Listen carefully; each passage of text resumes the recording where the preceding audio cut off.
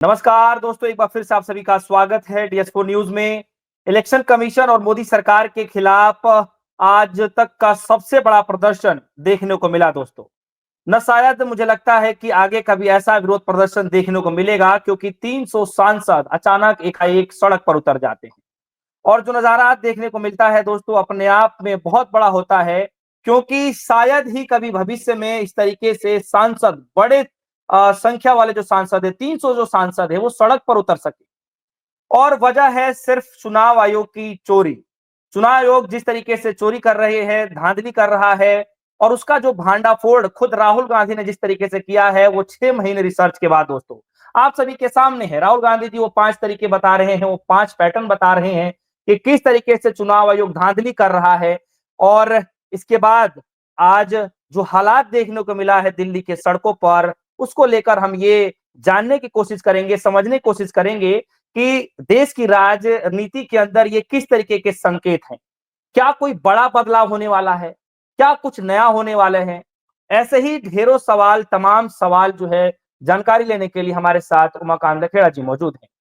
Sir, सबसे पहले मेरा यही सवाल, ये जो हालात आज देखने को मिला है सर, ये किस तरीके का संकेत आपको समझ में आ रहा है? देखिए, मैं ये मानता हूँ कि आज जो कुछ भी हुआ है वो उससे भारत की स्वतंत्र भारत की जो हिस्ट्री है, इतिहास है, हुँ, हुँ, उसमें एक टर्निंग पॉइंट है। खास तौर पर पिछले 11 साल में हुँ, जो सत्ता चल रही है और इस सत्ता में जिस तरह से तमाम तरह की जो संस्थाएं हैं, देश की जो स्वतंत्र ऑटोनमस संस्थाएं हैं, उन संस्थाओं को सत्ता की ताकत के जरिए कैप्चर करना, उसको अपनी ब्रांच बनाना और उन संस्थाओं के जरिए लोगों को, विरोधियों पार्टियों को चुनाव हरवाना। और मोदी सरकार को ये पता है कि इस देश में हुँ, इलेक्शन कमीशन की क्या भूमिका है। हुँ, और इलेक्शन कमीशन की जो भूमिका है कि वो चुनाव करवाना, देश भर में इतना बड़ा लोकतंत्र है हमारा, तो जिसको कहते हैं ना कि मुर्गी के अंडे का इंतजार किए बिना, हुँ, या मुर्गी अंडे देगी, रोज एक एक देगी, तो पूरी मुर्गी को ही खा लो। हाँ, तो जब पूरी मुर्गी को ही आप खा लेंगे तो लोकतंत्र अपने आप ही खत्म हो जाएगा। और संविधान में जो व्यवस्था है राजनीतिक दलों को चुनाव लड़ने की, और समान अवसर जिसको कहते हैं कि इक्वल, हुँ, जिसको एक समान संसाधन हो उनके पास, तो एक समान संसाधन तो बीजेपी ने खत्म कर दिए। क्योंकि जो आज का जो टर्निंग पॉइंट और जो नया मोड़ आया है भारत की हुँ, राजनीति में, हुँ, उसमें मैं कहता हूं कि कांग्रेस पार्टी तो राष्ट्रीय पार्टी है, लेकिन कांग्रेस पार्टी के साथ जितने भी गठबंधन है या हुँ, जितने भी सहयोगी दल हैं, हुँ, उसमें कोई भी आम आदमी पार्टी को छोड़ करके कोई भी रजिस्टर्ड राष्ट्रीय दल नहीं है। हुँ, बिल्कुल और सर। भाजपा के इशारे में या भाजपा के जो टारगेट एरिया है, वो इन्हीं छोटे छोटे दलों को निगल जाना चाहती है। और छोटे दल, उनको ये अंदाजा लग गया कि चुनाव आयोग की जो भी धींगा मस्ती चल रही है और वो भारतीय जनता पार्टी के लिए किस तरह से इलेक्शंस को एक किस्म से किडनैप कर रहा है, अपहरण हो रहा है लोकतंत्र का। तो हुँ, उनको लगता है कि भारतीय जनता पार्टी के पास जो संसाधन है, जो उनके पास पैसा है, साधन है और मैन पावर है, उसका तो हम मुकाबला कर नहीं सकते। तो सबसे बड़े टारगेट हम ही हैं इसके। और आपके दर्शकों को बता दूं मैं कि हुँ, जो एम.के. स्टालिन हैं, जो मुख्यमंत्री हैं तमिलनाडु के, उन्होंने एक बहुत गहरा और बड़ा स्ट्रांग ट्वीट किया है। और उससे जो है, आज के जो प्रदर्शन हुआ है, उस प्रदर्शन में उसने आग में घी का काम कर दिया है। और स्टालिन ने बोला है कि जो चुनाव आयोग है, वो चुनाव आयोग भारतीय जनता पार्टी की बोगस वोटिंग या धांधली करने की, चुनावी धांधली करने की मशीन बन चुका है। तो ये इलेक्शन कमीशन पर, चुनाव आयोग पर मुझे नहीं लगता कि इतनी बड़ी कोई टिप्पणी, कोई कमेंट इलेक्शन कमीशन पर इतना बड़ा तमाचा किसी मुख्यमंत्री ने, किसी राज्य के मुख्यमंत्री ने दिया है। तो मुझे लग रहा है कि आज के प्रदर्शन से जो मोदी सरकार हिली हुई है, उतना ही वो डीएमके प्रमुख स्टालिन के ट्वीट से हिल गई है, ऐसा मैं मानता हूं। जी। तो सर आपको ये ऐसा लगता है कि जो स्टालिन ने जो ट्वीट किया है और एक तरफ तमाम सांसद जो सड़क पर उतरे हैं, स्टालिन का ट्वीट ज्यादा भारी पड़ गया? भारी क्या, स्टालिन के ट्वीट ने आज के जो प्रदर्शन हुआ था, जिसमें स्टालिन की पार्टी जो डीएमके है, वो भी आज के प्रदर्शन में खुल करके साथ दे रही थी। राहुल गांधी की लीडरशिप में जो प्रोटेस्ट मार्च निकला पार्लियामेंट से, तो उसने, उस ट्वीट ने एक काम कर दिया कि इलेक्शन कमीशन को कटघरे में खड़ा कर दिया। और उसने, उससे एक बात और साबित हो गई कि भारतीय जनता पार्टी के दो मंत्री, एक तो धर्मेंद्र प्रधान थे और एक किरण रिजिजू थे। जी। ये दोनों जब विपक्ष का प्रोटेस्ट चल रहा था, प्रदर्शन चल रहा था, तो धर्मेंद्र प्रधान भाजपा मुख्यालय में प्रेस कॉन्फ्रेंस कर रहे थे। जी जी। और उसके 1 घंटे बाद जब पार्लियामेंट थाने में और मंदिर मार्ग में जहां सांसदों को ले जाया गया, तो तब किरण रिजिजू पत्रकारों से बातचीत कर रहे थे। वो भी एक प्रेस कॉन्फ्रेंस टाइप की वो कमेंट कर रहे थे। तो सवाल ये है कि चुनाव आयोग, निर्वाचन आयोग जिसको हम कहते हैं, वो एक ऑटोनोमस बॉडी है और भाजपा खुद कहती है कि वो एक संवैधानिक संस्था है।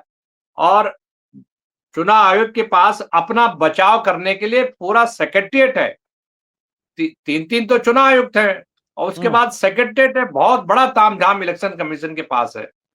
तो सवाल ये है कि चुनाव आयोग अपना बचाव खुद क्यों नहीं करता है? चुनाव आयोग के बचाव में भारतीय जनता पार्टी क्यों आ रही है? भारतीय जनता पार्टी एक पॉलिटिकल पार्टी है, चुनाव आयोग एक ऑटोनोमस बॉडी है।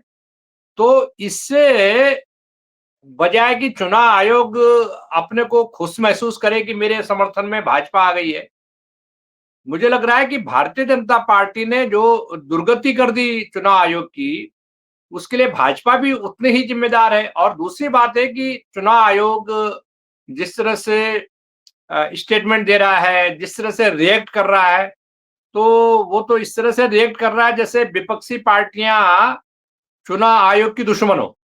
जबकि चुनाव आयोग कोई एक ऑटोनोमस बॉडी है, उसके लिए तो पांचों उंगलियां बराबर है। सत्ता पक्ष वाले भी उतने ही हैं जितने विपक्षी पार्टियां हैं।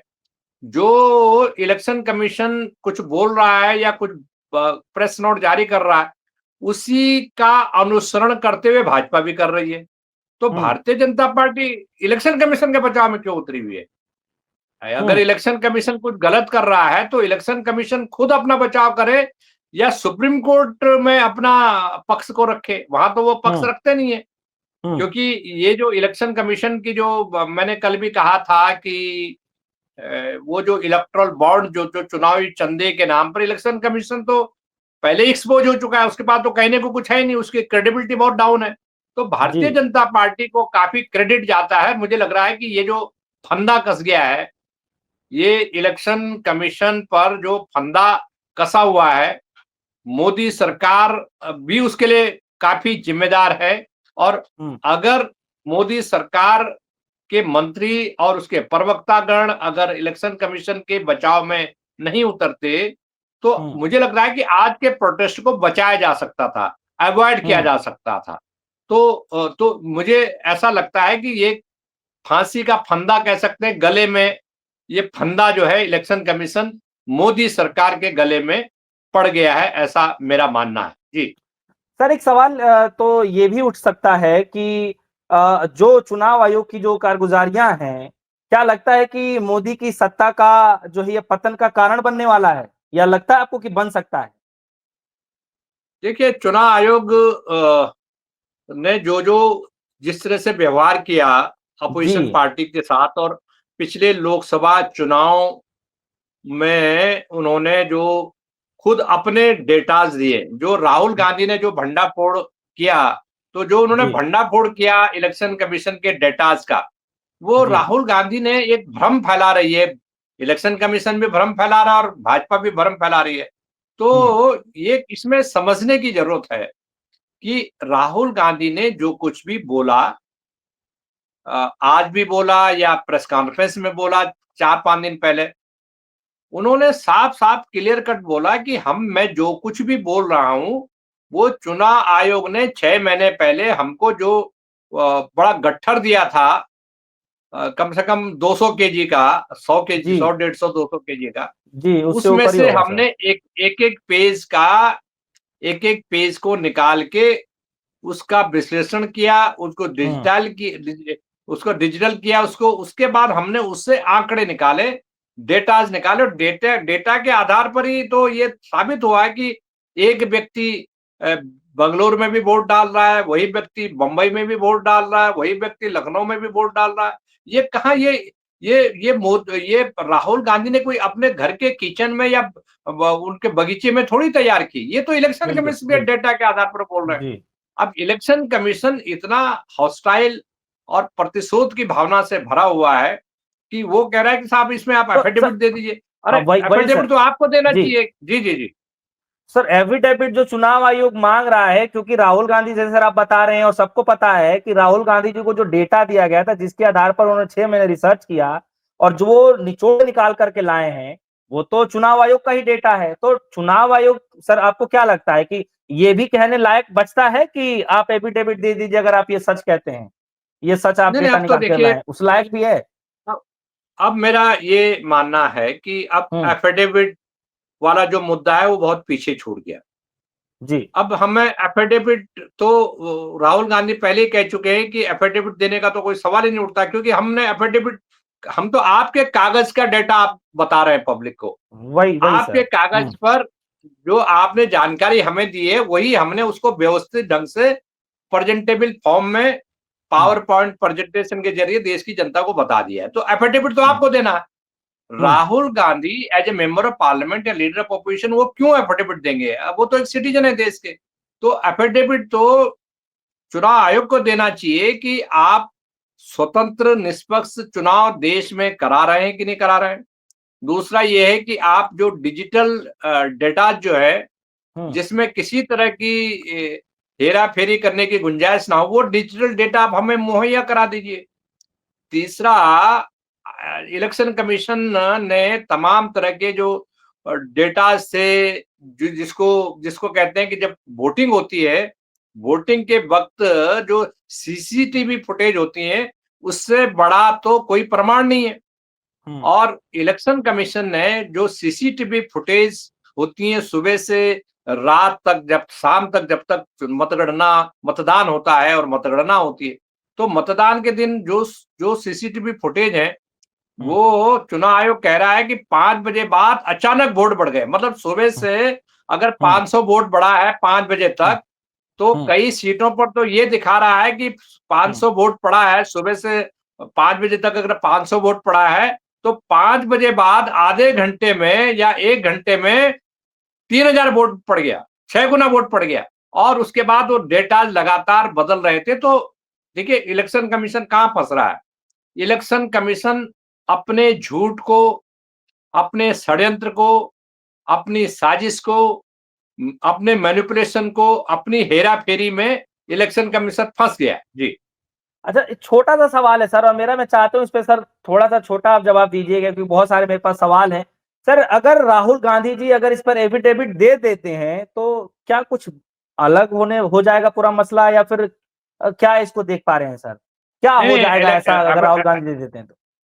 एफिडेविट देने का कोई सवाल इसलिए नहीं उठता, वो एक बेतुक की बात है। एफिडेविट जो मांग रहा है इलेक्शन कमीशन, वो चीजों को डाइवर्ट करने के लिए, ताकि जो बुनियादी फंडामेंटल क्वेश्चन है उससे डाइवर्ट करने के लिए, और उससे जो हम्म है एफिडेविट देने वाला डरेगा।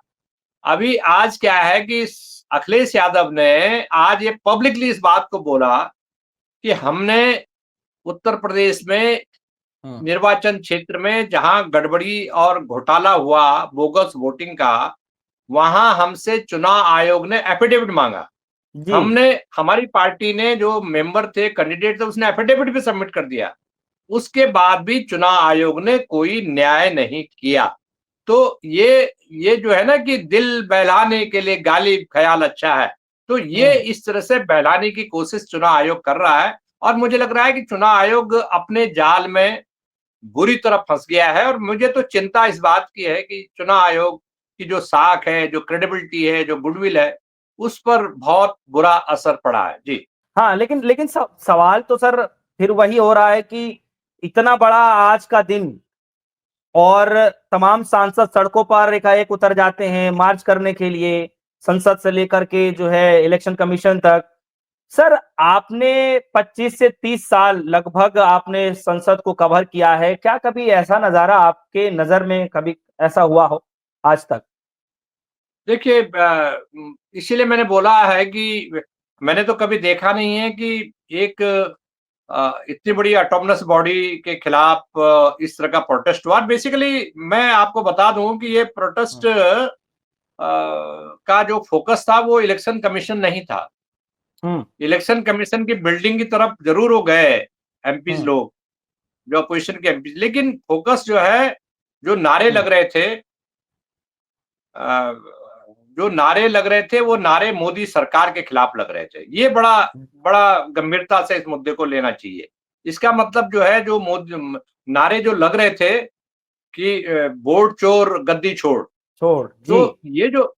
ये जो नारे लग रहे थे, तो गद्दी वोट चोर कौन चुरा रहा है, किसके लिए चुरा रहा है? बेसिकली क्या है कि इसमें जो लाभार्थी है, अगर वोट चोरी हो रहे हैं तो उसमें इलेक्शन कमीशन तो नहीं जीत रहा है चुनाव। हुँ, जो लाभार्थी है, लाभार्थी तो मोदी सरकार है, उन सत्ताधारी पार्टी है, भारतीय जनता पार्टी लाभार्थी है। अगर मोदी के चुनाव क्षेत्र बनारस में अगर मैनिपुलेशन हुआ है, जाली वोटिंग हुई है, लखनऊ में राजनाथ सिंह के चुनाव में जाली वोटिंग हुई है, तब 80-90 जगह जाली वोटिंग हुई है। अपोजिशन पार्टी तो राहुल गांधी इसीलिए तो चैलेंज कर रहे हैं कि ये तो हमने एक चुनाव क्षेत्र का आपसे डेटा मांगा, हुँ, आप हमें 80-90 लोकसभा क्षेत्रों का डेटा बता दीजिए, महाराष्ट्र में असेंबली का डेटा बता दीजिए, हम हुँ, साबित कर देंगे कि प्रधानमंत्री मोदी फर्जी वोटों के आधार पर गद्दी पर बैठे हुए हैं। अगर मोदी सरकार आज डरी हुई है तो इसीलिए तो डरी हुई है कि वो डेटा मांग रहे हैं और डेटा आप दे नहीं रहे हैं। जी। हुँ। सर, एक सवाल है कि जितनी विपक्षी पार्टियाँ हैं, वो एकजुट होकर जिस तरीके से विरोध कर रही हैं, सड़कों पर अब अचानक से उतर गई हैं, जो आम आदमी पार्टी जो एक साथ नहीं आ रही थी, वो भी अब एक साथ आ गई है, ऐसे पता चल रहा है। तो ऐसे हालात में सर जो इंडिया अलायंस की जो एकजुटता है, जो एकता है, फ्यूचर में आप सर इसको लेकर क्या देख पा रहे हैं कि क्या होने जा रहा है, इस एकता को मुझे लग लेकर? रहा है कि एक बड़ी बड़ी कृपा कर दी अपोजिशन पार्टी पे मोदी सरकार ने और चुनाव आयोग ने। अगर हुँ, ये इस तरह का फर्जीवाड़ा नहीं करते तो अपोजिशन पार्टी यूनाइट नहीं होती। और मेरा ये हुँ, मानना है हुँ, कि मोदी सरकार ने हुँ, विपक्षी पार्टियों की बहुत मदद कर दी है, क्योंकि 11 साल हुँ, में मोदी की और उनकी जो निरंकुश सत्ता है उसका सबसे बड़ा कारण था, वो था कि अपोजिशन पार्टी बटी हुई है, आपस हुँ, में विभाजित हैं, एक दूसरे के खिलाफ चुनाव लड़ रही हैं। जैसे गुजरात में हुआ, अगर 5-6 साल पहले गुजरात में जो चुनाव हुआ, वहां अगर आम आदमी पार्टी मैदान में नहीं आती तो भारतीय जनता पार्टी का हारना तय था। और हुँ, पिछले चुनाव में भी अगर आम आदमी पार्टी और कांग्रेस मिलकर चुनाव लड़ते हुँ, तो आम आदमी पार्टी का हारना तय था। और इन्होंने जो ये जो चुनाव लड़ने के लिए जो षड्यंत्र रचते हैं, वो इसीलिए रचते हैं कि ईडी सीबीआई को इन्होंने भारतीय जनता पार्टी की ब्रांच बना दिया, शाखा कार्यालय बना दिया। अब हिमाचल प्रदेश में जो जैन है, आम आदमी पार्टी के जो मिनिस्टर थे, सत्येंद्र जैन, इनको क्यों पकड़ा गया? क्योंकि हिमाचल में प्रभारी थे आम आदमी पार्टी के, और वहां जी, आम आदमी पार्टी इमर्ज कर रही थी, तो मोदी और उनकी पार्टी को लगा कि इसको फंसाना जरूरी है। और अब 4 दिन पहले वो बाइज्जत क्लीन चिट दे दी गई उनको। उसके क्या जी सर। कारण है, क्या नहीं है, तो उन सीबीआई के, ईडी के, उन तमाम अफसरों को जो अभी नौकरी कर रहे हैं हुँ, और जो रिटायर हो गए हैं, उन सबको, उनके खिलाफ एफआईआर होनी चाहिए। क्योंकि जो हुँ, अगर एक निरंकुश सत्ता के लिए अगर वो काम कर रहे हैं, गलत काम कर रहे हैं, तो इसीलिए तो राहुल गांधी ने एक धमकी भरी एक चेतावनी दी है ऐसे अफसरों को जो इलेक्शन कमीशन में मौजूदा है या जो रिटायर हो गए या ईडी सीबीआई के जो अफसर है जो दबाव में काम करते हैं, फायदा पहुंचाने के लिए काम करते हैं भारतीय जनता पार्टी को। तो इन सारे जो फर्जीवाड़ा कर रहे हैं ईडी सीबीआई का डर धमका करके, और इनडायरेक्टली ये लोग जुडिशरी की जो टॉप जुडिशरी है इस तरह के उसको भी ये इस तरह से प्रभावित करने की कोशिश करते हैं, क्योंकि आप उनके जरिए भी गलत काम करवाना चाहते हैं, फैसले अपने हक में करवाना चाहते हैं और इन्होंने करवाए हैं।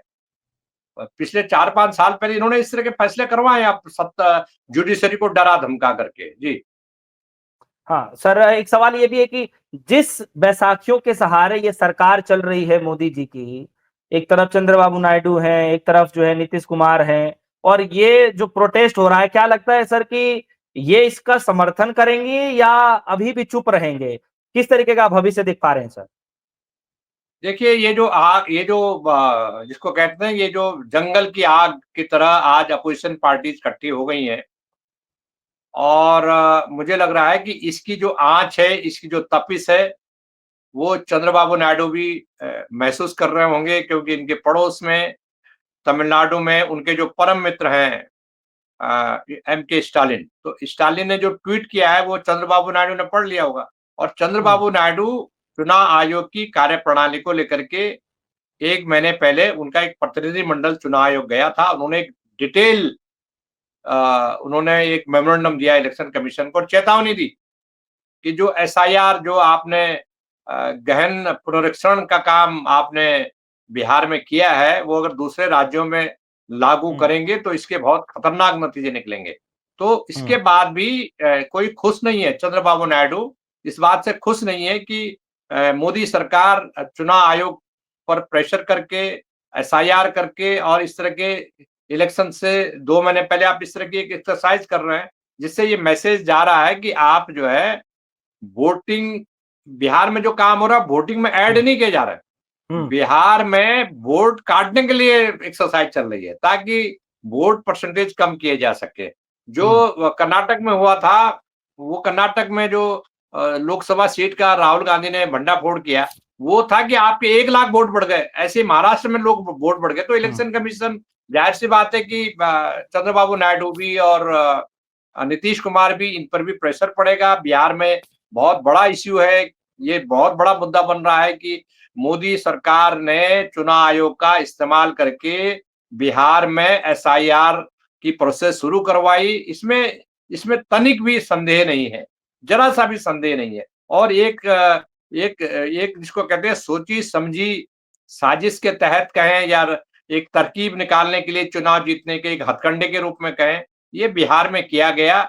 और चंद्रबाबू नायडू सचेत हैं, बड़े तेज पॉलिटिशियन है वो। उनको लगेगा कि अगर इसका उनकी राजनीति पर असर पड़ रहा है, तो वो पहले आदमी होंगे जो इस सरकार से समर्थन वापस लेंगे। अब टाइमिंग कब होगी उसकी, 2 महीने बाद होगी या बिहार चुनाव के बाद होगी, ये तो वक्त बताएगा आने वाला। जी।